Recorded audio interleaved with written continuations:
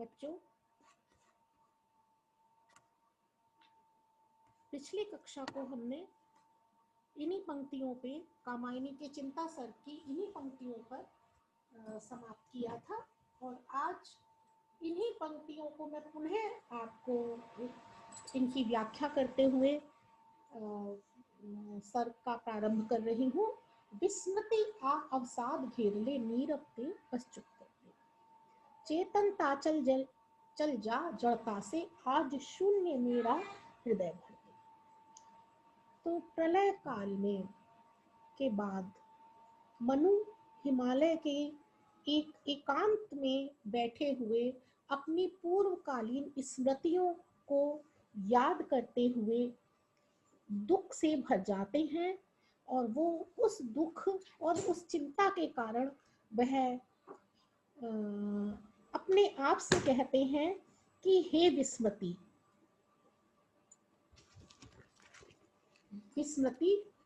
हे विस्मृति, यानी भूलने की जो शक्ति है वो मेरे अंदर आ जाए और मुझे चेतनता मेरी खत्म हो जाए। हे जो है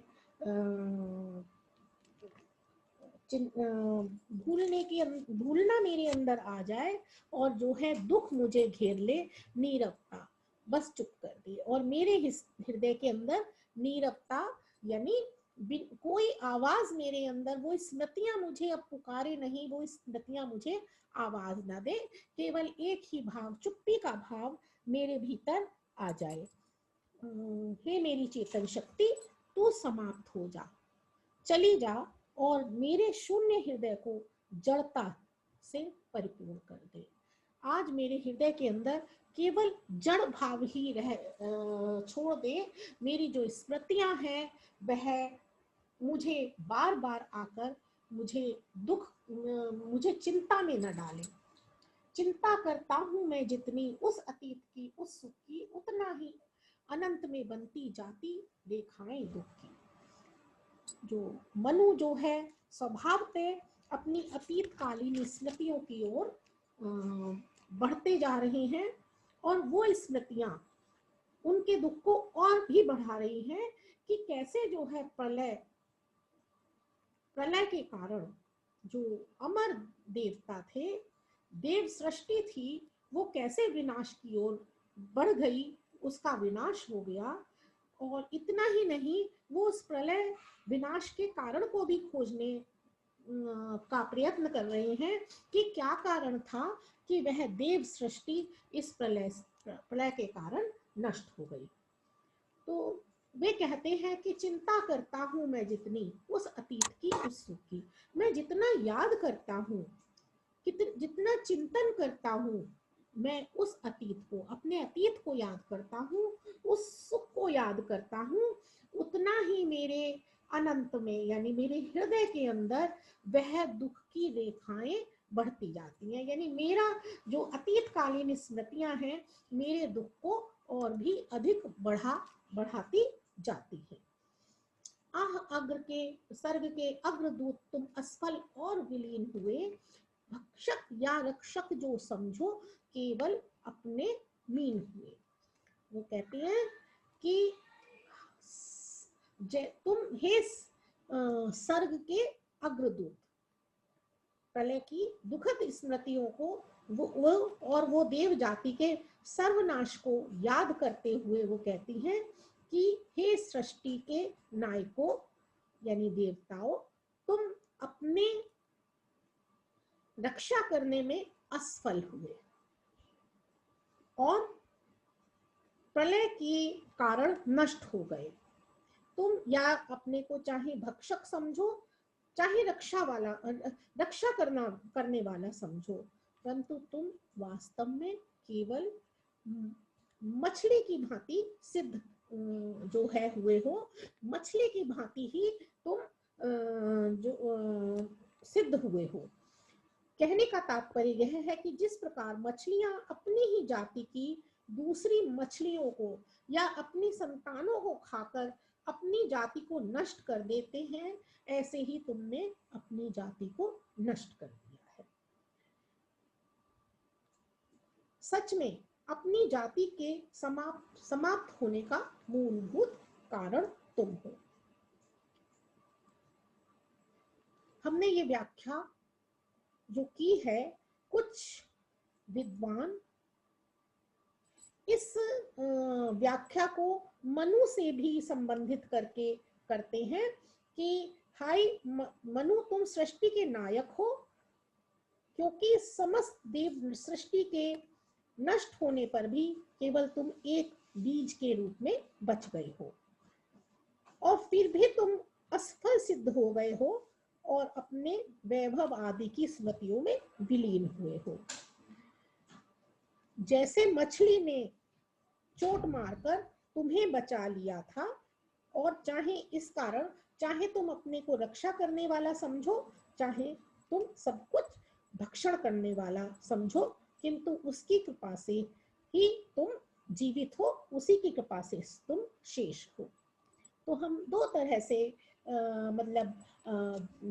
इस जो पंक्तियों का की व्याख्या कर सकते हैं। अब आगे प्रारंभ करते हैं। अरे आंधियों ओ बिजली की, दिवा रात्रि तेरा नर्तन, उसी वासना की उपासना वह तेरा प्रत्यावर्तन। प्रलय से पूर्व की अतीतकालीन स्मृतियों को जो है दुख से वह मनु कहते हैं कि प्रलय से पूर्व अथवा प्रलय के प्रारंभिक काल में अनवरत आंधियां चली। प्रलय के प्रारंभ में लगातार आंधियां चली और आकाश में विद्युत बिजली चमकती रही। दिवा रात्रि तेरा, पूरी प्रकृति के अंदर कई दिन और रात तक आंधी और बिजली का नृत्य होता रहा। आंधी और बिजली जो है गर्जन करती रही। उसी वासना की उपासना वह तेरा प्रत्यावर्तन। लेकिन देवगण फिर भी इस प्रलय की उपेक्षा करके वासना भोग की उपासना करते रहे। वे वासना में इतने डूब गए कि वह तेरे आने को, वह तेरे प्रलय के संभावित विनाश को भी नहीं देख पाए। मणिदीपों के अंधकार में अरे निराशा पूर्ण भविष्य, देवदंभ के महामेघ में सब कुछ ही बन गया भविष्य। कहते हैं कि प्रलय के कोप में प्रकृति ने विलासी देव जाति की वासना से विमुख करने का प्रयास किया, किंतु वो वासना से विरत नहीं हुए, उसी में डूबे रहे और इसी से प्रकृति ने उसे नष्ट भ्रष्ट कर। मणिदीपों के अंधकार में मणि देवता अपने को मानते रहे कि मणिदीप की भांति मानते रहे कि जैसे मणि के दीप जो है हमेशा जलते रहेंगे, ऐसे हम हमेशा अमर रहेंगे। अरे निराशा पूर्ण भविष्य, देवदंभ के महामेघ में, फिर भी वो सर्वत्र व्याप्त अंधकार को दूर नहीं कर सके। परिणाम इसका हुआ कि उनके अभिमान के महायज्ञ में सब कुछ बन गया भविष्य, सब कुछ हवन सामग्री के भांति स्वाह हो गया। जैसे यज्ञ के अंदर हवन की सामग्री डाली जाती है, तो ऐसे ही देवताओं के अहंकार रूपी महायज्ञ में प्रकृति के द्वारा सब कुछ समाप्त कर दिया गया। यहाँ पर मनु ने देव जाति के नष्ट होने के कारण उनकी निरंतर चलती हुई, निरंतर बढ़ती हुई जो वासना है उसको माना है। अरे अमरता के चमकीले पुतलों, तेरे ये जयनाद कांप रहे हैं आज प्रतिध्वनि बनकर मानो देव विषाद। हे देवता, तुम अमर थे और चमकीले वस्त्र पहनते थे, चमचमाते हुए आभूषण पहनकर ऐसे प्रतीत होते थे मानो चमकीले पुतले हैं। तेरे ये जय नाद और अपनी वीरता को दिखाकर शत्रुओं पर विजय प्राप्त करके अपनी विजय की जय करते थे, अपनी विजय की नाद करते थे। कांप रहे हैं आज प्रतिध्वनि बनकर मानो दीन विषाद, किंतु आज युद्धों के उपरांत विजय प्राप्त करके जो तुम विजय नाद करते थे उसकी प्रतिध्वनि जो है आज ऐसा प्रतीत होता है कि दीनता से परिपूर्ण और दुख से भरी हुई वह प्रतिध्वनि कांप रही है। किससे? प्रकृति के डर से वह जो प्रतिध्वनि है कांप रही है। बनकर मानो दीन विषाद, और ऐसे लगता है कि वह प्रकृति के कोप के सम्मुख तुम्हारी विजयनाथ केवल एक भय से युक्त ध्वनि ही बनकर रह गई है। प्रकृति रही दुर्जय पराजित, हम सब थे भूले मद में, भूले थे हाँ तीर्थे केवल, सब विलासता थी। वास्तव में प्रकृति हमेशा परिवर्तित रही है, प्रकृति हमेशा दुर्जय रही है, यानी जिस उसे कभी जीता नहीं जा सकता। और आज हम उस प्रकृति से पराजित होकर भी अभी भी हम सब भूले थे मद में, अभी अहंकार में लिप्त थे, भोले थे हाँ तीर्थे केवल, सब विलासता के नद में। कैसे थे? वास्तव में हम भोले थे, क्योंकि हम प्रकृति की वास्तविक शक्ति को या तो जानते नहीं थे या जानकर भी उसे भूले बैठे थे, उससे अनजान बने बैठे थे। हाँ, हम केवल क्या करते थे? केवल विलासता की नदी के अंदर हम तैरते रहते थे, यानी हम दिन रात विलासता में डूबे रहते थे। वे सब डूबे डूबा उनका विभव, बनना गया पारावार। अब इस कारण क्या हुआ कि वे सब डूबे। वह जो देवताओं की अतिशय विलासता का परिणाम क्या हुआ कि वे सभी देवता उसी ऐश्वर्य की विलासता की नदी में डूबकर उनका सब कुछ नष्ट हो गया। उनका वैभव, उनका विलासिता सब जो है नष्ट हो गई, और प्रलय के फलस्वरूप चारों ओर व्याप्त अगाध जल ऐसा लग रहा था मानो सुखों, देवताओं के सुखों पर समुद्र का तेज गर्जना कर रहा हो, उमड़ रहा था देव सुखों पर दुख जलधि का नाद अपार। उनके जो विलासिता का परिणाम यही हुआ कि ऐसा लगता था मानो उनका समस्त ऐश्वर्य उसी विलासता की नदी में डूबकर नष्ट हो गया हो। प्रलय के फलस्वरूप चारों ओर व्याप्त अगाध जल ऐसा प्रतीत होता था मानो देवताओं के सुखों पर समुद्र का तेज गर्जन उमड़ रहा हो, तेज ध्वनि कर रहा हो। यहाँ पर मनु के शब्द ये संकेत दे रहे हैं कि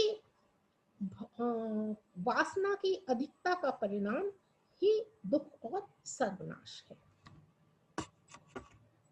वह उन्मुक्त विलास हुआ क्या, स्वप्न रहा या छलना थी, देव सृष्टि की सुख विभावरी ताराओं की कल्पना थी। उन्मुक्त यानी मस्त। मनु ये मानते हैं, वह सोचते हैं कि देव जो सृष्टि थी उसका विनाश का कारण सोचते हुए वह ये मानते हैं कि देव जाति बहुत सीमा तक विलासता में डूबी हुई थी। देव जाति के पतन और समाप्त होने का कारण ही उनकी यह विलास प्रियता थी। देवताओं के विलास का ध्यान आते ही मनु की कल्पना में वो जो है दृश्य उसकी नेत्रों के सामने साकार होने लगे, और इन्हीं को बताते हुए मनु कहते हैं वह उन्मुक्त विलास हुआ क्या, कि वह उन्मुक्त यानी मस्त बनाने देने वाला विलास क्या हुआ, उसका अंत क्या हुआ, स्वप्न रहा या छलना थी। वह वास्तव में स्वप्न था, कोई भ्रम था, जो कि या जो है जो जिससे जगकर या उसकी वास्तविकता में जब हम आते हैं, उसे देखकर ऐसा लगता है कि जैसे कि कोई स्वप्न से जगकर जो है वास्तविकता में आकर यथार्थ से परिचित हो जाता है। ऐसे ही ऐसा लगा मानो स्वप्न में जो है वो विलासिता, वो सुख था, और जब वास्तविकता में आकर जल कर वह सब नष्ट हो गया। ताराओं की देवताओं की देव सृष्टि की सुख भिवावरी ताराओं की कलना थी। ऐसा लगता है, कलना यानी गणना, गणना यानी गिनना। तो ऐसा लगता है कि देवताओं की सृष्टि में तो यह विलास सुख रात्रि में व्याप्त नक्षत्रों की गणना का समान था। यानी कि जिस प्रकार जो आकाश में अनगिनत नक्षत्र होते हैं, उनकी गिनती करना असंभव है, उसी प्रकार देवताओं की जो विलास लीला थी वो भी असंख्य थी, उनकी गणना करना भी असंभव था। और जिस प्रकार कि तारे जो हैं वो रात को निकलते हैं और सुबह लुप्त हो जाते हैं, इसी प्रकार देवताओं का भोग विलास भी आज लुप्त हो गया है, समाप्त हो गया है। चलते थे सुरभित अंचल से जीवन के मधुमेह निश्वास, कोलाहल में मुखरित होता देव जाति का सुख विलास। कहते हैं नाना प्रकार के सुखों को भोगने वाले और चमकते नक्षत्रों की भांति प्रतीत होने वाले देव जो गण हैं, वह आकाश में चमके और लुप्त हो गए। देवताओं की स्त्रियों के सुगंधपूर्ण जो आंचल है, जिसकी छाया में मुंह छुपाए हुए देवता मादकता से परिपूर्ण सांस लेते थे, वह मादकता, वह आंचल सब जो है समाप्त हो गए हैं। कोलाहल में मुखरित होता देव जाति का सुख विश्वास। उनके कोलाहल में, देवताओं के प्रेम आलाप के कलरव में मानो देव जाति के विलास सुख में विश्वास का भाव उत्पन्न होता था। तो यहाँ पर यह बताया, मनु यह चिंतन कर रहे हैं कि प्रलय में देवताओं के नष्ट होने का कारण जो है देवताओं के विलासता के प्रति अति का भाव था। इसी कारण वह प्रकृति के संकेत को की तरफ उन्होंने ध्यान नहीं दिया, उसके संकेत को नहीं समझा, और जो है देव जाति नष्ट हो गई। बच्चों, आज मैं यहीं पे इस कक्षा को समाप्त करती हूँ, और अगली कक्षा में हम फिर इसी चिंता सर्ग के भाग 1 को पुनः जो है यहीं से प्रारंभ करें।